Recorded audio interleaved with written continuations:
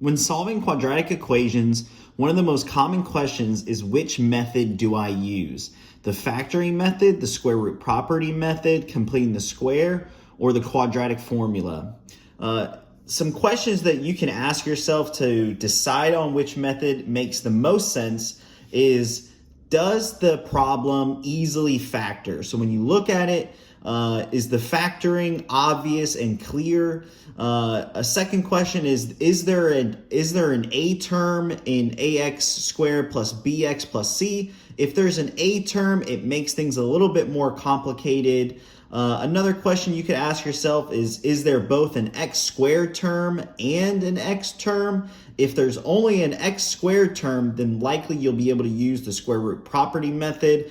And if you look at the question and you're just confused, there's just a lot of numbers going on, maybe there's a very large a term, then you can default to just using the quadratic equation. The quadratic equation will work every single time, and it could be the simplest and easiest approach to solving your question.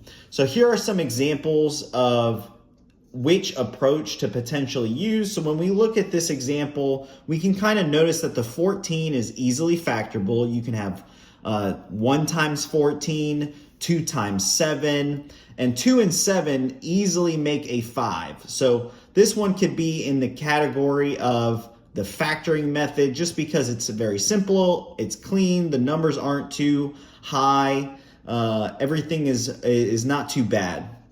Another example is 9x squared minus 16 equals 0. When we look at this expression, the first thing that jumps out to me is that there's no x term.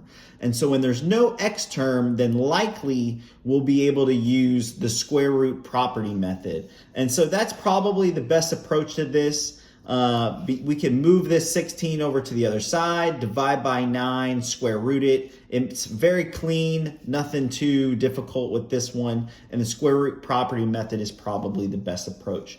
But what happens when you see something like this? There's a leading term here, a, which is a very high value, 49. The rest of the values are very high, probably difficult to factor. Square root property method probably doesn't make sense. Completing the square would be difficult. And so when in doubt, if you're confused, just go ahead and use the quadratic equation. The quadratic equation works every single time, and the quadratic equation is shown here. And like I said, when in doubt, just use the quadratic equation.